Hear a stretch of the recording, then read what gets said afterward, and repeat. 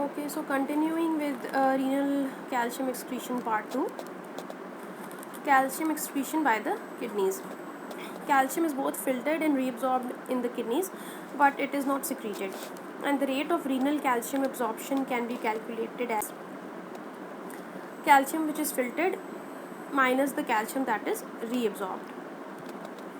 Only 50% of plasma calcium which is ionized can be filtered at the glomerulus.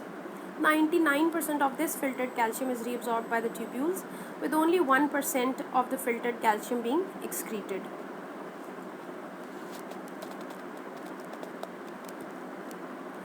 "65% of the filtered calcium is reabsorbed in the proximal tubule, 25% is reabsorbed in the loop of Henle, and 4 to 9% is reabsorbed in the distal and the collecting tubules. This pattern of reabsorption is similar to that for sodium. In case of proximal tubular calcium reabsorption, 20% of the proximal tubular reabsorption occurs through transcellular pathway in 2 steps.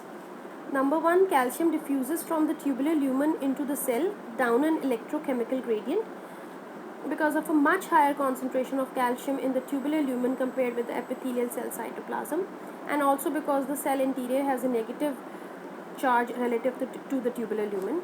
And number 2, calcium exits the cell across the basolateral membrane by 2 mechanisms, either a calcium ATPase pump or the sodium calcium counter transporter mechanism.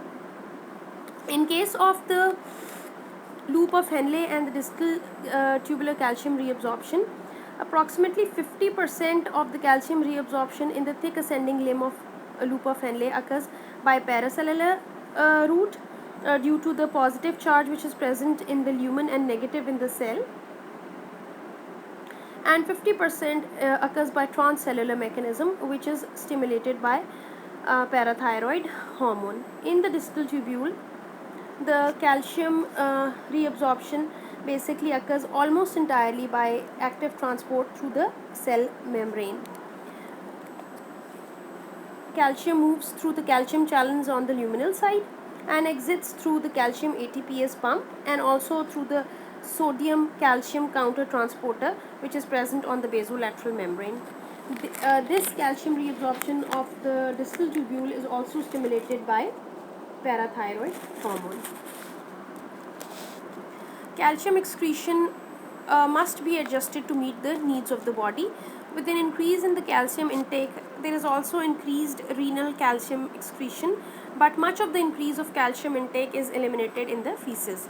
With calcium depletion, calcium excretion by the kidneys decreases as a result of enhanced tubular reabsorption.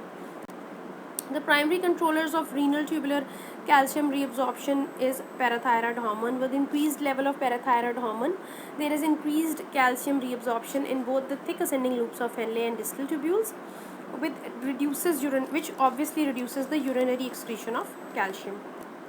Reduction of PTH increases calcium excretion by decreasing the reabsorption in the loops of Henle and distal tubules. In the proximal tubule, the calcium reabsorption parallels sodium and water reabsorption.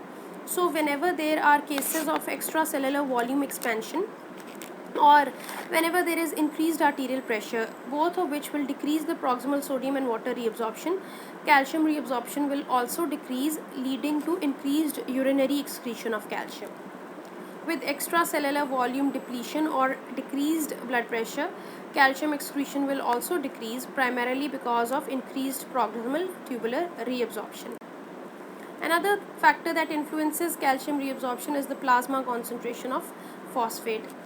Whenever plasma phosphate level increases, it leads to an increase in parathyroid hormone, which increases calcium resorption by the renal tubules, thereby reducing calcium excretion.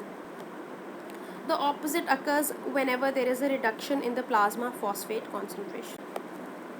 This table shows factors that alter the renal calcium excretion.